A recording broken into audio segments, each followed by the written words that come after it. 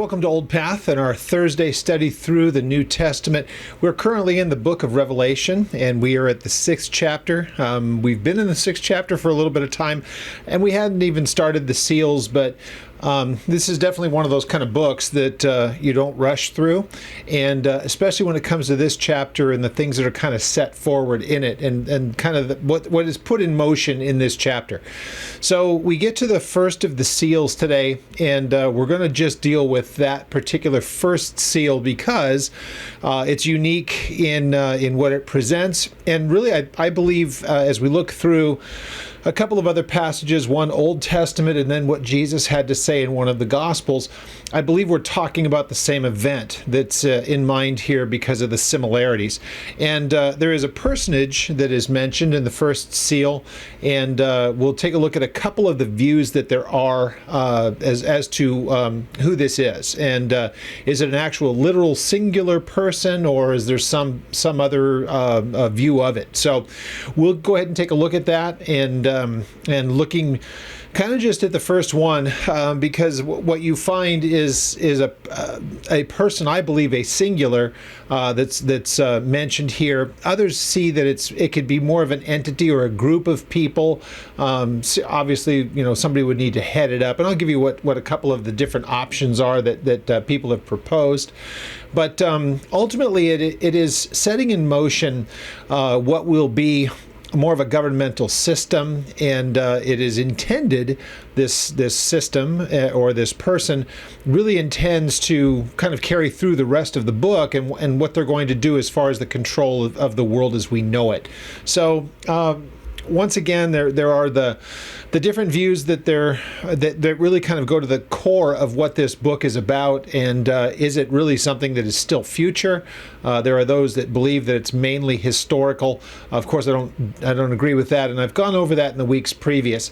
And so, if you're kind of new to the program here and new to the studies, you can go back and take a look at that. That is really what we've done in the last couple of weeks as far as the study of this book is concerned, as far as the 6th chapter is concerned. I've gone through kind of what that is, and I think we even kind of introduced that at the beginning of the study when we were at chapter 1.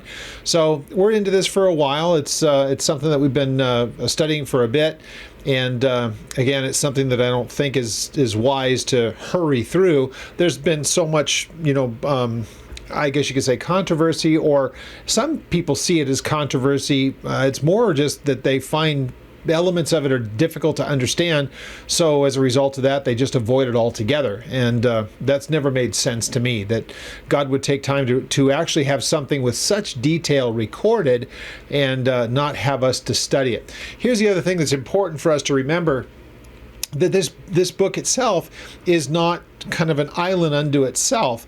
Really, this is a topic, and this is an era of time, and it is moving from really kind of what we think of as the reign of mankind, or society, and human history as we know it is going to come to an end. And the things that we see described here in the judgments that happen are without precedent in the rest of human history, or in human history to this point. So if we look at them as future, we don't have a problem with trying to make them fit somewhere in the past where they don't actually fit. So as we go through this, that'll make a lot more sense as we go through it. We've been studying up to this point not only what we see in chapters 4 and 5, which is the glimpse of what we would see as the heavenly place, the temple, or the throne room, I guess you could say, is a better way of putting it. And the person of Jesus is revealed to us in chapter 5. And at chapter 6, what we have then at that point is the beginning of the pouring out of God's wrath on the nations and upon the world. There are those who don't believe that it's actually God's wrath. They don't think that happens until the 6th seal. I covered that in the first week. It's actually 2 weeks back in our studies, 2 studies back. And you can find it there. So that's the first of the chapter 6 studies. This is now our third, and we'll be looking at the first seal and the similarities and dissimilarities of the person of Jesus, and I'll give you some of those views as well. So anyway, what we have in front of us again, chapter 6 in the book of Revelation. I want to take a look at two other passages that really kind of, I think, inform a lot of what we know about this particular section of history. And again, Jesus speaks about it, I believe, and also the book of Daniel. So we will go there and kind of set in motion what we're actually looking at. So with that said, let's having turned to Revelation chapter 6, we'll have a word of prayer. And then I think I want to take a look at a couple of the other passages that are kind of going along with this. So let's have a word of prayer and we'll dig in. Father, we thank you so much for the time that we can spend here in your word. We pray, God, that you would give us understanding and that you would help us with the things that we see here, the importance of grasping them and knowing them. We pray, Father, that you would give us ears to hear the things that are said here and help us with the things that seem to trip so many people up. We pray, God, that you would help us to see the big picture, and even on the places where some people would disagree, it certainly doesn't change in any way what we can study from it, what we can learn from it. So we pray, God, again, help us to be attentive and put aside all the distractions and the busyness of the day, and maybe even some preconceived notions that we have. Help us to just come to the text and allow it to speak, that we could understand. We give you thanks and praise in Jesus' name. Amen. All right. So what we have in front of us, as I view it, the tribulation, and really the beginning of it all, begins here at the 6th chapter. But let's remember that the problem that we have with this, sometimes chapters give the impression that there's a break in the subject matter and that some time has lapsed. And in this case, from chapters 4, 5 into 6, there's really nothing that has moved on in time. It's kind of a continual thought. So chapters 4 and 5 and then into chapter 6 are really kind of a continuing thought. So what we have is in chapter 5, John sees Jesus, who is then tasked with taking the scroll, of loosing the seals and opening the things that are contained in it. So you'll find that when we look at this, as he opens the seal, there's nothing that he reads.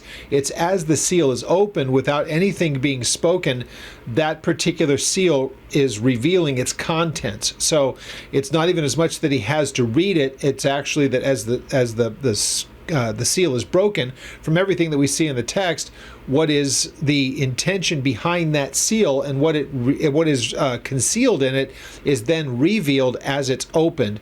And again, nothing is said about it. It just happens as that seal is opened. So again, it's Jesus who opens the seals. There's no question about that. Chapter 5 makes that abundantly clear.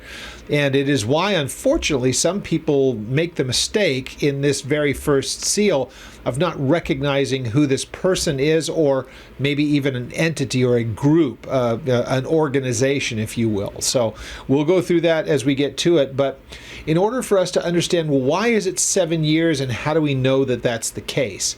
And of course, we understand that there are places internally in Revelation that it's split into two sections, each being 3.5 years. So for a total of 7. But that 7 comes to us from the book of Daniel. So turn to Daniel chapter 9. Keep your finger here on Revelation because we'll get back to it. We will have one other that we'll look at on the way getting back to where we're headed. But if we look at chapter 8, even in the book of Daniel, there is a transition from the Persians to the Greeks, and then there's some interesting people that come up in that history as well. We do know that there is, and I believe that this is an important matter, that there is a person that we would refer to or believe to be the Antichrist as a singular person that the book of Daniel identifies in a few different areas. So I think it's important for us to recognize that that what we see here in Daniel is speaking of the exact same times that we have presented to us in the book of Revelation. So what you have in chapter 9 in particular is exactly, it speaks of up to the time of Jesus.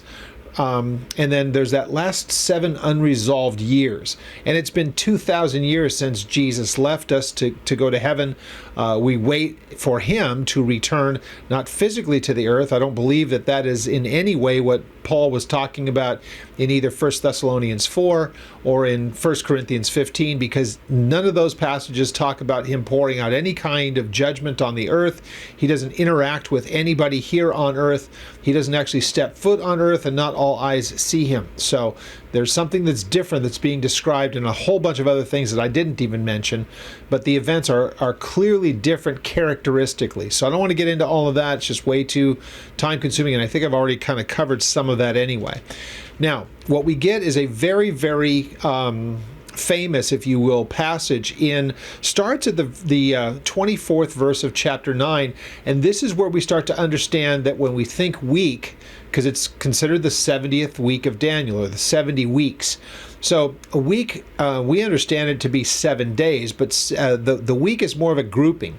So there are times when weeks are referred to as even days, and then so 7 days making a week. Other times it has reference to years, this being one of them. So it's a grouping of 7 that's being dealt with, and that's very obvious here when we look at this because of what is described, and that begins a historical series of events. So it says 70 weeks are determined for your people. This is Daniel being spoken to by God. So again, the 70 weeks is for the people of Israel. It's for the Jewish people. And again, remember, Daniel's receiving this, and he's in the captivity of the Babylonians that goes into the Persians. So this is after the fall of Jerusalem at the hands of Nebuchadnezzar and the Babylonians. And in that time of captivity is when he gets this vision. So determined for your people, God speaking to him. And then this is what he is knowing as the future of things. So we know that there is something that is going to be taking place, and it's going to be triggered by something that is the command to go and to do something. As we read this, it is for your people and for the holy city, obviously speaking of Jerusalem, and it is intended for this, to finish the transgression, to make an end of sins, to make reconciliation for iniquity, to bring in everlasting righteousness, and to seal up the vision of this prophecy. So clearly, that's never fully taken place, because it has to bring things to a culmination.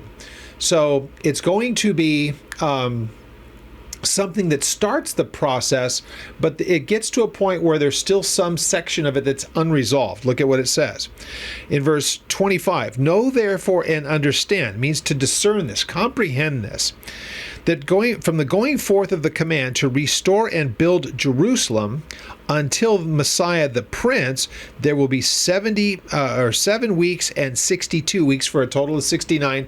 Again, there's a lot of question as to why it's broken down in those two. I don't want to get bogged down in that minutia. It doesn't change anything other than there are 69 weeks of the 70 that are fulfilled in a couple of different events. So it is, first of all, the going forth of the decree to rebuild Jerusalem. So when, from the time that Daniel would have written this, did that actually, what historical event would have actually been that? And the trigger of it is the book of Nehemiah, where Nehemiah is given by Artaxerxes the decree to go back and do exactly what he requests. So it's covered in the first couple of chapters, chapter 2 in particular, but you can go back and read that if you'd like to, and you can see that there's a decree that goes from Artaxerxes, and so a Persian king at that point, to go back and to rebuild, and he's not the first in the succession. So there are others who go before him, and of course the rebuilding is necessary for, if you take a look at it as being weeks of years and not days, so blocks of 7, you get to 483 years. So what happens from the decree of Artaxerxes? We know the dates, we can look at it, and though there's disagreement on when exactly it was, what day it was, there's some calculations done by a couple of different people, Sir Robert Anderson being one of them.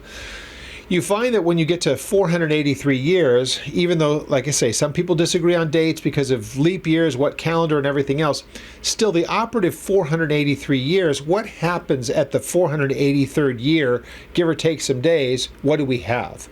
That's when we start to get into the time of Jesus. So from the rebuilding of the decree to go back and rebuild Jerusalem and the walls and all of the things that Nehemiah was supposed to do, that's when you get to the time when Jesus would have come in at the time of Passover for that last time. And if you're looking at it in sections of years, that makes perfect sense. Because therein you find, if it's 483 not days but years, well, now you have yourself a very, very interesting kind of a situation. And this is obviously the literal fulfillment of this is that Jesus comes in. Notice what it says. And so this the street that will be built again, the wall, even in troublesome times. So that's what happens at the hands of Nebuchadnezzar when he comes to do that. But it says, now after the 62 weeks, Messiah will be cut off, but not for himself. And the people of the prince who is to come will destroy the city and the sanctuary, and the end of it will be with a flood. And until the end of the war, desolations are determined, and they will confirm a covenant with many for 1 week. So again, since we're talking in terms of years, what happens? Jesus is cut off, and so that is the idea of him dying as he did. And then there's an interval of time waiting for that last week. So again, you can look at this and say, so when did that fit historically? Some would have to say that last, the last of the fulfillment happened when the Romans came in and destroyed, they destroyed the temple in 70 AD, and that was the beginning of it. That was when it all happened, and that was the last of the that was the 70th week, and they don't even look at it as literal anyway. And so as a result of that, they say that we've been in the actual 1,000-year reign that we'll have introduced to us in chapters 19 into 20 of Revelation. They say that we've been in that time that's not literal 1,000 years, but it's been going on ever since Jesus was put to death and resurrected. And again, there's just so many reasons why that just doesn't fit, but they make it say that because of a few different reasons. And we'll get to that in due course as we get well into the book.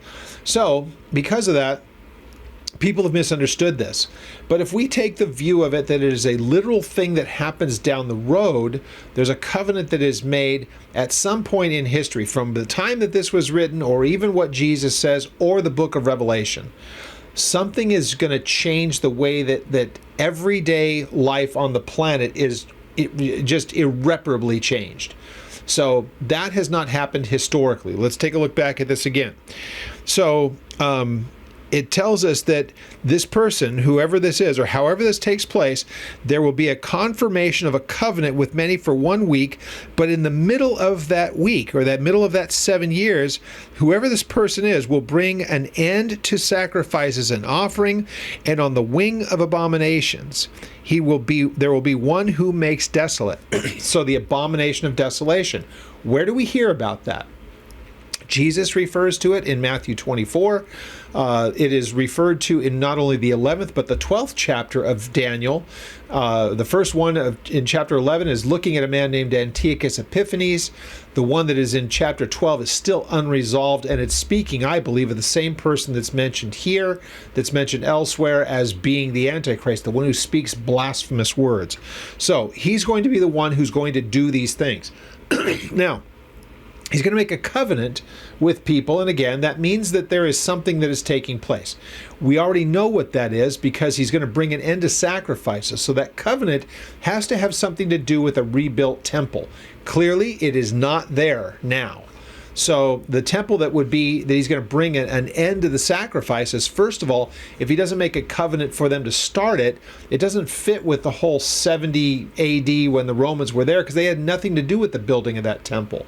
So that temple was built by someone else. The Romans at the time, this one particular person that's mentioned here, had nothing to do with the temple of Jesus' time, though it was destroyed. But some of the particulars of it they just don't fit. When we get to chapter 13, I'll explain that.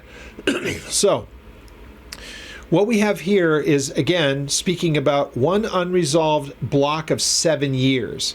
And in that 7 years, this personage that's being spoken of here, I believe it's an individual. We would call him the Antichrist. He is able, halfway through that last year, splitting it in half, he's going to cause something that is known as the abomination of desolation. He's going to bring an end of sacrifices, but sacrifices must be made. So that means a temple has to be in place, and that temple's going to start with what the Jews would be doing of the normal process of offerings and everything else that the law had prescribed. Now, Sorry, excuse me.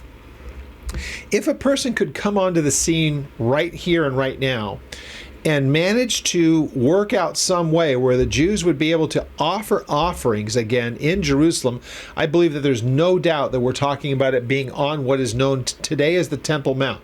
There are people who would say, no, they can build it somewhere else, maybe in the city of David to the south and at a lower elevation than what's there on the Temple Mount. But I have this view.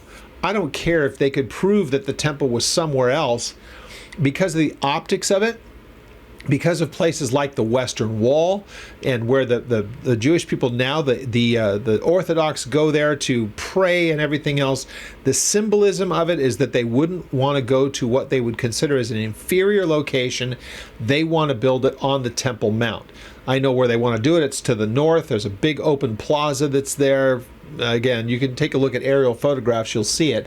But everything to the north of that golden dome works perfectly for what we know that they want to do. And again, the symbolism behind it is, I think, pretty obvious. Now, if somebody was able to make that happen, imagine how the world would look at that person if he could get the Muslims to agree and the Jews to agree to have their place of worship side by side on the Temple Mount. That person would be seen as superhuman because nobody has been able to do anything even remotely close to getting the two groups to come together in this. So again, whoever this personage is, and again, I think it's a person, I call him the Antichrist. Again, when we get to Revelation, I'll give you what the options are that other people have put forward.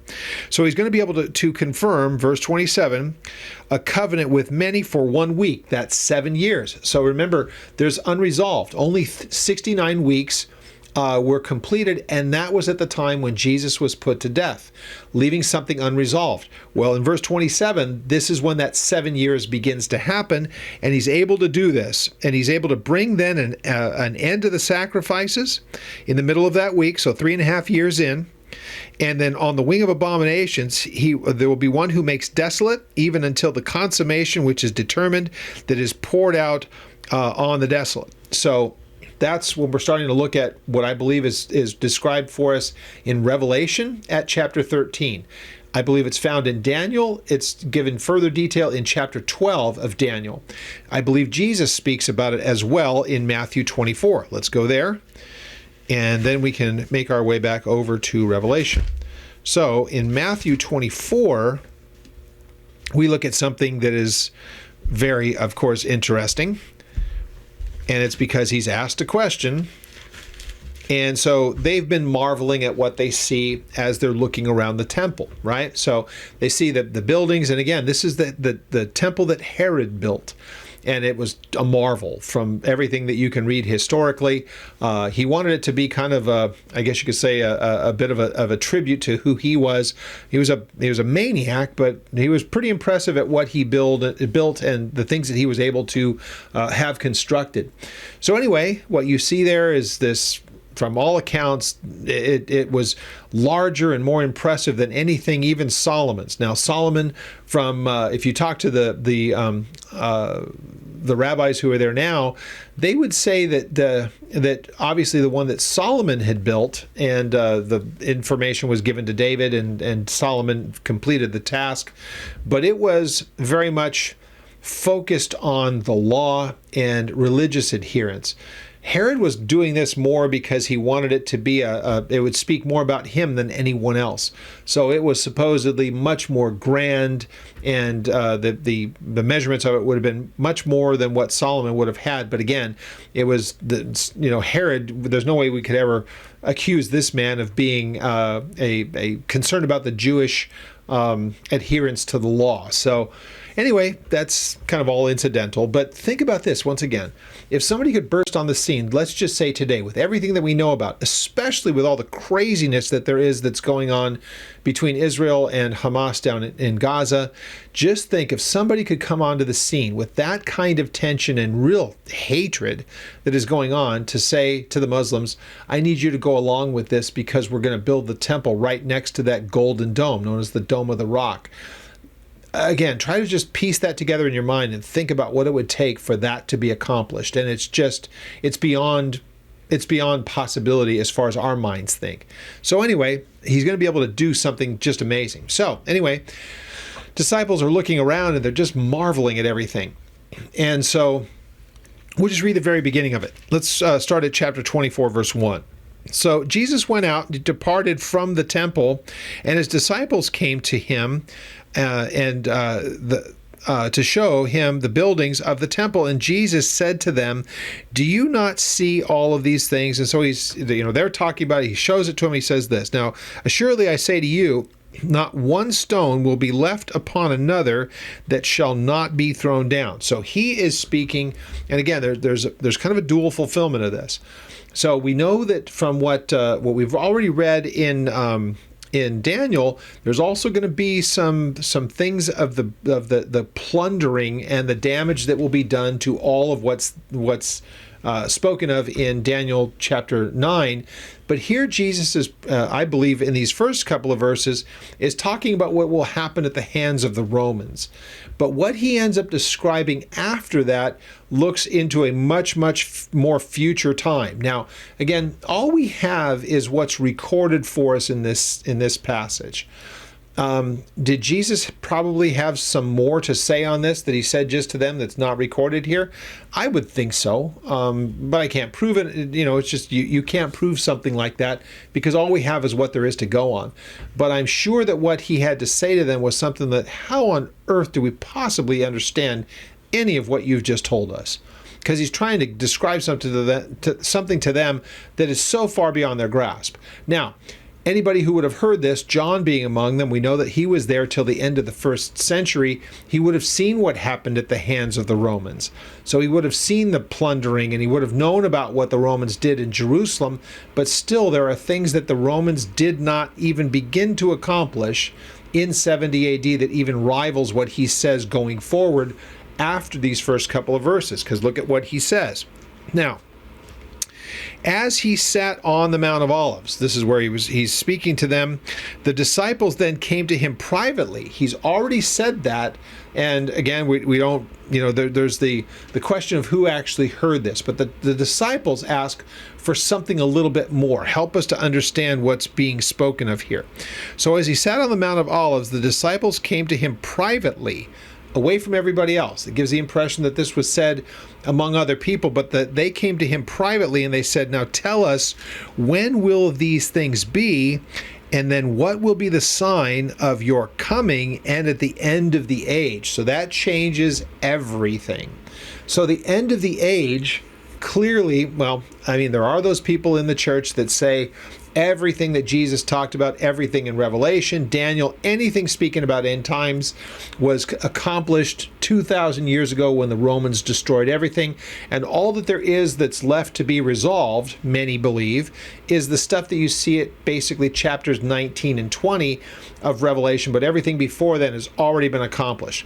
Clearly, when you look back at history, there are so many holes in that theory because it looks nothing like what we see in the text when we read all of it. The events that have happened in history just really pale in comparison to what's being spoken of here, and we're going to find that when we get into the other seals starting next week, the second, third, and fourth, and what's the culmination of it is much different than anything that we've ever seen, and we'll get into that. And I can't get to it tonight, clearly, or tonight, whenever you're watching this, because there's just way too much detail, and going past it too fast and not looking at all the detail is I don't think it's helpful to us. So here's when Jesus then he answered and he said to them. Now, see again, let's look very carefully at their question. What will be the sign of your coming and of the end of the age? So, not talking about the rapture, speaking about when he comes back to earth. That was not accomplished in 70 AD, obviously. So, if it was, then there's a whole bunch of reasons, and we'll deal with that when we get to chapter 19. I do not want to get ahead of ourselves. So, he's speaking about a time that I don't think you can make the case accurately, historically, to say it's ever taken place. It must still be future. The things that are taking place in Israel right now are intriguing. I don't believe that you could have the end time scenario. Clearly you couldn't until Israel's back in the land. What would make me say that? Look at what we looked at when we began looking through that Daniel passage. This time is spoken about for your people and for the holy city. So it's speaking about Jews, and it's speaking about the temple, and it's speaking about Jerusalem. So clearly he's very much been careful to say who the participants are. So that makes sense with what we see in Jeremiah chapter 30, where he talks about the reestablishing of Israel and Judah together in the land again. From Jeremiah's time, that had never taken place historically. When he said it, it's never happened. It has no precedent. When he starts to speak about the things of the tribulation and the day of the Lord types of things, Jeremiah deals with that, starting at verse 5, where he ultimately says in verse 7, it's the time of Jacob's trouble. So the things of the day of the Lord, the things that we would think are the 7 years unresolved, the tribulation of Revelation 6, the 70th week, the last week, according to Daniel 9, or what Jesus is talking about here, same event, has never taken place accurately historically. So it's why I'm a real stickler about this. I know to some people I might be taking too much time on it. I think we've got to make sure that we understand the timeline accurately, or things begin to fall apart when we study through the rest of the book. So if we think of that this is something that's already taken place, they have allegorized these passages. They're not taking a literal view of things. And once you stop taking the Bible saying that it's literal and that it's symbolic or allegorical of some sort, or it's happened in historically, it's happened historically, but it doesn't really fit perfectly in history, you come up with all kinds of just bizarre conclusions. So I want to be really careful that we don't get to that place. And they would listen to everything I'm saying and say it's bizarre conclusions, so I can't help them. So they ask, when will be the time of your coming? So that means that he would have to return. So remember this, again, it's a very important thing. The people that believe that everything happened in 70 AD, they have a problem with this verse right here. Jesus is about to go to the cross, and he will be taken from them. They're asking about his return. So he's going to return and set up a kingdom. Now, they ask him that again when he meets with them some days later from this in Acts chapter 1, and they ask him yet again, are you going to set up your kingdom now? That's what they're hoping. And he says, not for you to know the times or the seasons, and he doesn't set up a kingdom. So again, this is why the people who try to make this about allegory or metaphor or whatever else, they completely miss the fact that Jesus is speaking in a very literal sense here. And they're asking in a very literal sense. When are you going to do the things that you've said that you're going to do? That's the question that they have. And what is the end of the age? Clearly, we've never come to the place that is the end of the age, because the prophets had spoken about something when time as we know it ends, and there are things that are set in place, and it's a different reality than anything that we've ever seen before. Just at a conference over this last weekend, and we looked at Ezekiel in highlight form from chapters 40 to 48. Clearly, that has never taken place. Never. It is going to be something that happens as the 1,000 years is actually implemented by Jesus, starting at chapter 20 of the book of Revelation when we get to that. So here's what Jesus ends up by answering their questions.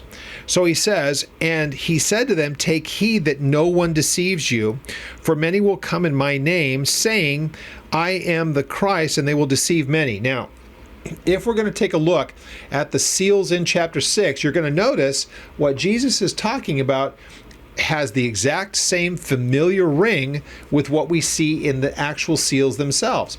Because I believe that the first seal, as we're going to get to it here in just a moment, is speaking about a false Christ, a deceiver.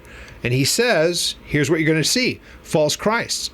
And then you're going to hear of wars and rumors of wars, and see that you are not troubled, for all these things must come to pass, but the end is not yet. So the end of what we would see in Revelation is the culmination of all things, but there are things that happen before it really goes haywire at the abomination of desolation.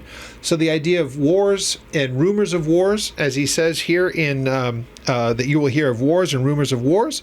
See that you are not troubled, for all these things must come to pass, but the end is not yet. For nation will rise against nation, and kingdom against kingdom, and there will be famine, pestilence, and earthquakes in various places. Right there in that, you have the second, third, and fourth seals spoken about. So war, pestilence, famine, those are the other horses that are mentioned there. The idea of earthquakes and those kind of things, that happens at the sixth seal. So those things start to take place there. Now, he says, and all these things are just the beginnings of sorrow. So that would be the front. If we believe that what Jesus is speaking about is also what John is telling us about in chapter 6, you can see all of these parallels. They work fine. They're at the front end of what is the tribulation. All of this works pretty seamlessly.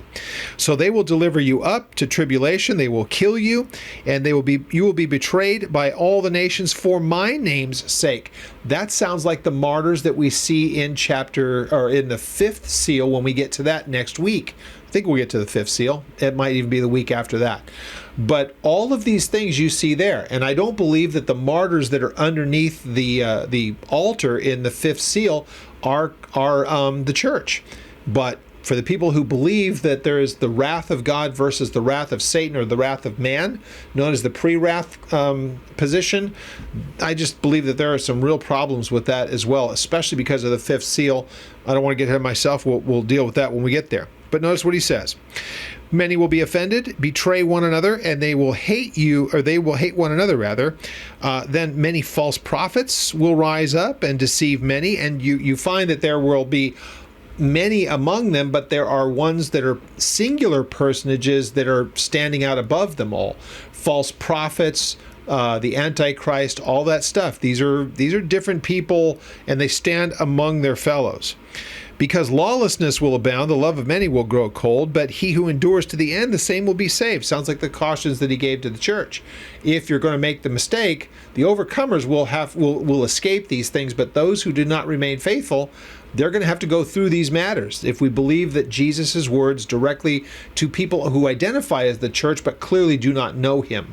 Laodicea being the most obvious of the examples. So, now this gospel of the kingdom will be preached into all the world as a witness to all the nations, and then, only after those kind of things happen, the end comes. But again, it's not that triggers the end, it's just part of the end. So we know that there are the 144,000 that we will get to chapter 7 and 14 that are going out into the earth. They're invincible. They are going to be proclaiming the gospel. There are angels that are proclaiming it in the heavens.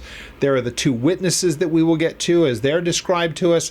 It's not as though the information's not getting out there. Man's just rejecting it at every turn. And we'll get to all this as we study through the book. So, then we see this. Notice what he says. There's a change, and this is that breaking of the 3.5 years into two parts. The abomination of desolation that Daniel spoke about in the middle of that 70th week, midway through, there's a break. That's what we get from Daniel, again, chapter 9, starting at verse 27. Read the rest of it. There's a break in that chronology of the 7 years. It's that last week, but in the middle of that, there's an abomination that takes place. We'll look at what Jesus says here. Therefore, when you see the abomination of desolation spoken of by Daniel the prophet, chapter 9, verse 27, standing in the holy place, whoever reads, let him understand. Let those who are in Judea flee to the mountains. So interestingly enough, he means this literally. And because, again, this is very much, it's the time of Jacob's trouble according to Jeremiah 30, verse 7. These are things that are very much Israel-centric. This is where all of it takes place. Zechariah talks about that. Jesus comes back to Jerusalem as the one who saves the people from destruction. So there's so much that's here. So he says, then let those who are in Judea flee to the mountains. Let him who is on the housetop not go down to take anything out of the house, and let him who is in the field not go back to get his clothes. But woe to those who are pregnant and to those who are nursing babies in those days, and pray that your flight may not be in winter or on the Sabbath. So it's clearly there's a thing taking place where this is being spoken of to Jewish people who should have recognized Jesus as Messiah, but they have not. But this time of trouble is going to draw many to him. Again, look at what else is said. Now, for there will be great tribulation, such as has never been seen from the beginning of the world until that time, and nor shall there ever be. And unless those days were shortened, no flesh would be saved. But for the sake of the elect, or for the elect's sake, those days will be shortened. Now, the elect, oftentimes, most people are going to think the Christians. Wait a minute, they're not part of this. This is the time of Jacob's trouble. Are there times when God would refer to the Jewish people as his elect? Of course. They're his people. You can find in the Old Testament that the Jews were referred to as his elect. And then are the Christians also referred to as the elect? Certainly. But they're not the same group. God can have the elect, which are the children of Israel. They are the people of his choosing, that he chose to show to the world who he was and what he was going to do. Paul covers that, chapters 9 through 11 of Romans. He talks about all those kind of things. So all of this works together. Let's remember, again, I said this at the beginning, the book of Revelation is not written in a vacuum. It's not an island to itself. So much is written about this exact same time, so that fortunately, we don't have to just rely on one particular bit of text. It's just replete. Now again, you'll find similarities in Luke chapter 19, Mark chapter 13 of this same time. Now, again, there's the question about the difference of audience when Jesus is speaking. Again, time just doesn't permit us to get into that, and it would become a distraction. And I don't want to get into that. What I'm wanting to do here is to make sure that we understand that what we have in front of us is not just Revelation. It is Matthew 24. It is Daniel chapter 9. It is spoken about in the Jeremiah chapter 30 and 31. Interestingly enough, chapter 29 of Jeremiah is where they're promised that God would bring them back from their captivity of the Babylonians, brought back into their land.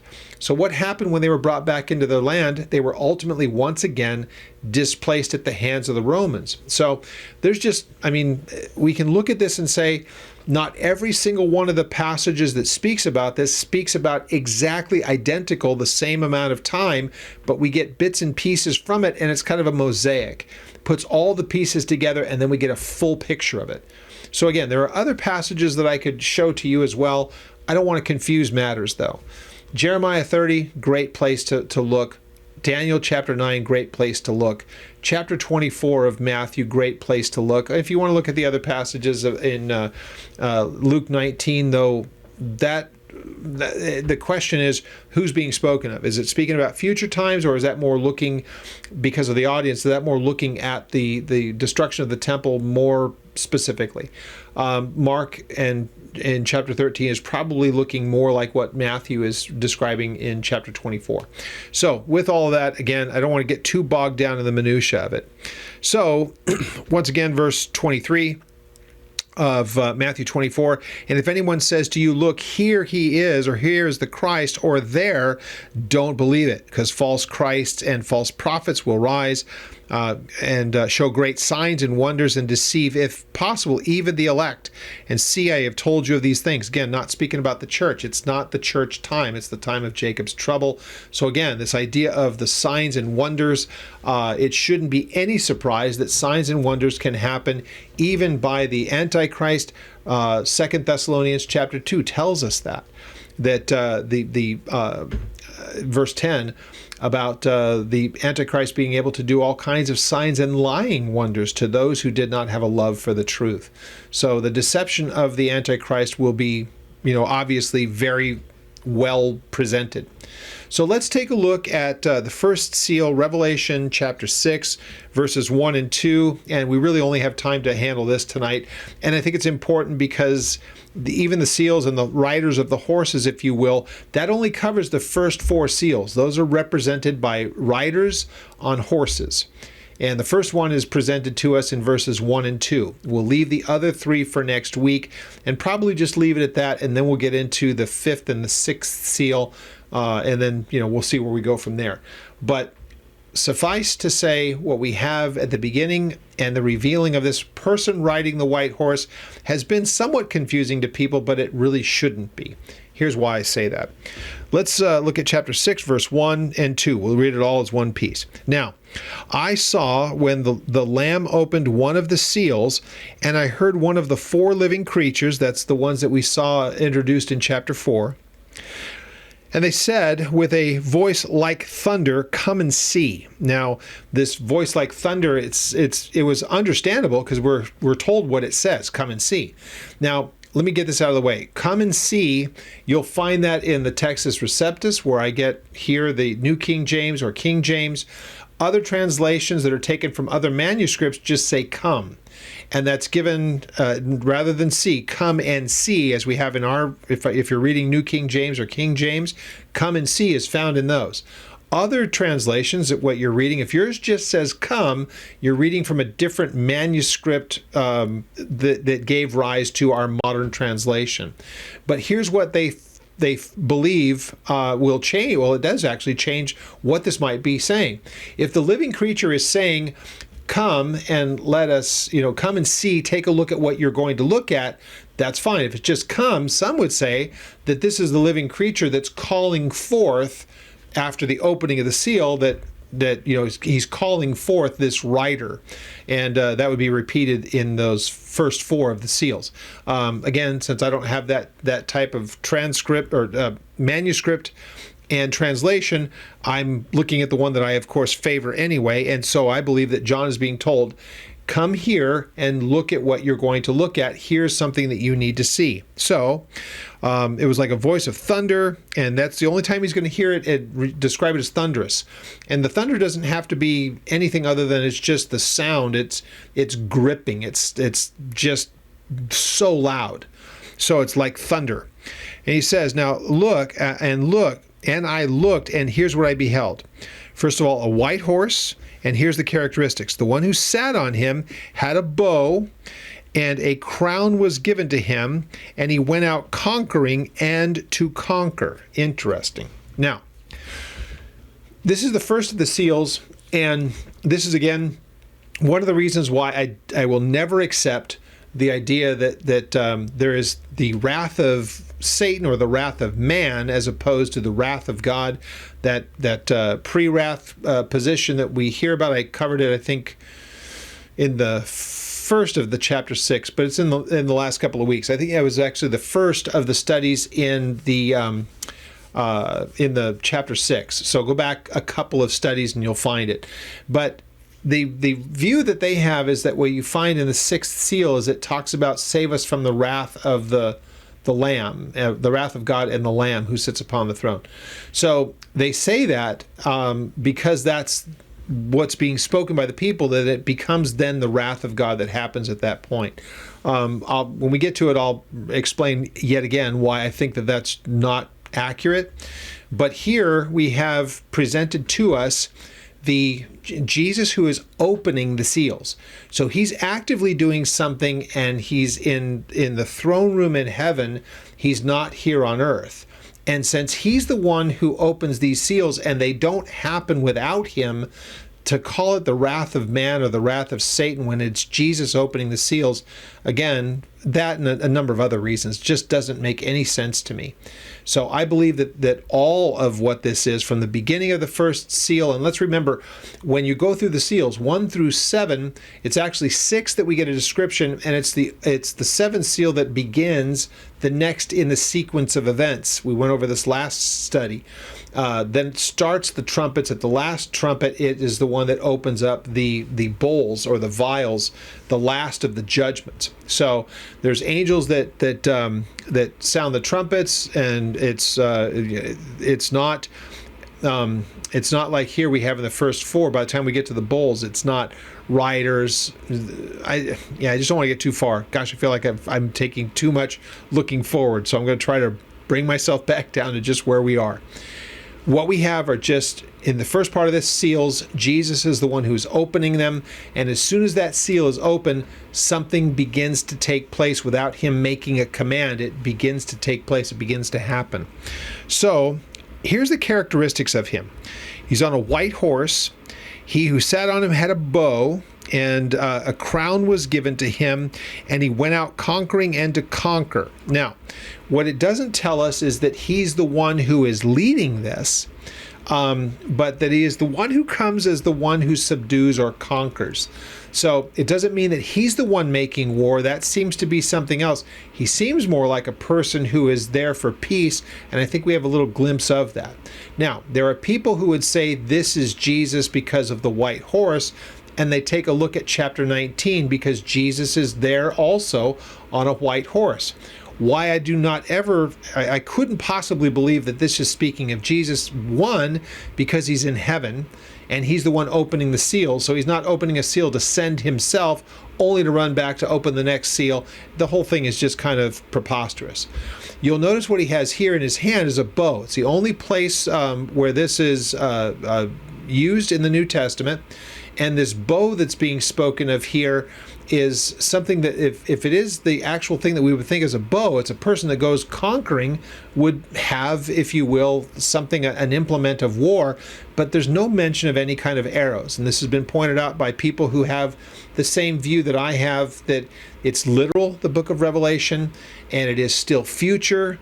All of those things, the people who share the same view that I have, or that I share the same view that they have as well, would look at this and say, the bow really probably is intended to say, here's a person who has the ability or has the impression that he wages war, but since he has that ability but doesn't employ it, he's not the one firing arrows, he just has the bow, seems to be that he's much more in the way, even in the calamity that's following, of being a man more in the way of peace.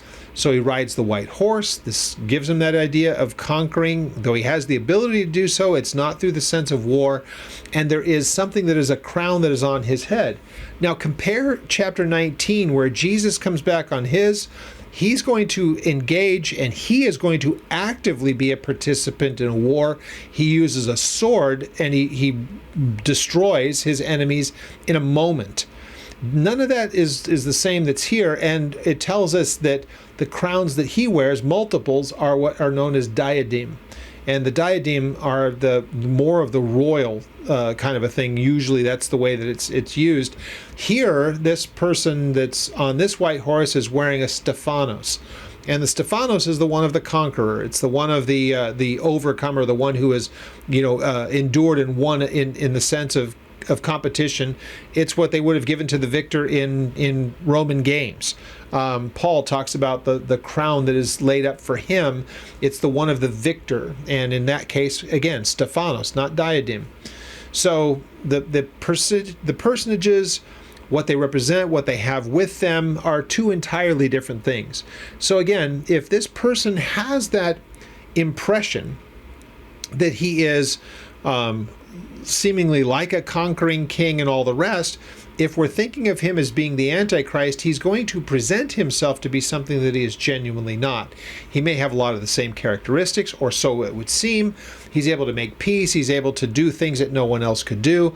I refer to him as Antichrist, though it's not what they call him here. But an Antichrist is not a person that says, I'm anti or I'm against that. Rather, Antichrist would be the one who puts himself in a place of opposition or as a rival or an alternative to.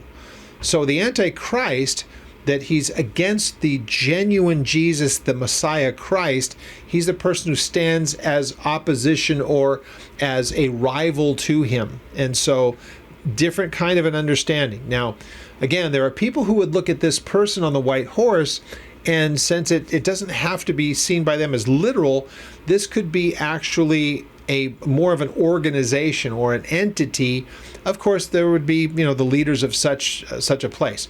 There are some who believe that this is really kind of more speaking about the system that's put up here, is more speaking about an organization, and many look at the United Nations as being that. And the United Nations obviously has lots of weird agendas that they want, and it's about, control of the world and everything else, but they are enormously clumsy, clearly. So it would take a person, if it is the UN, it would take somebody with some ability to kind of, if you will, whip them somewhat into shape, and it's still going to have to be answering to him. It's not the collection of nations that can't seem to do anything right. So the UN is horrible at every task that they ever have. It is run by dictators and tyrants and Marxists and Islamists. So it has a lot of the kind of anti-Christ, anti-Christian, anti-God of the Bible kinds of things that you would expect for the Antichrist to have, or this person like what we have here. But again, I tend to favor it not being an organization, but an individual. And so, is it a hybrid of the two? Is it the person who oversees a much larger group like the UN, or some people would look at the World Economic Forum? I think obviously the bureaucracy that is there at the United Nations currently could never really function in the way of running the world. They can't run their own organization. They're just horribly inept. So would it take, a culling of so much of what is the bureaucracy of the UN for it to even be, in any way efficient enough to do the things that we're talking about? Yeah. It would have to be much, much different than what it looks like, and it would certainly need somebody to lead it that is more competent than anything they've even attempted. So, again, I don't favor the idea of it being an entity made up of large groups of people. I believe it is a single person who will, of course, have his structure under him, but I favor the individual as Antichrist rather than the entity. So, again, here are the characteristics. Looked and beheld this white horse. The person who sat upon it had this bow, but no arrows. And so I do believe that that's what's meant by bow. Now, some people would believe that it means something else, like, this maybe it's the covenant or the written thing that Daniel describes. There are some people that believe that the bow would be representative of some kind of a peace treaty or something like that.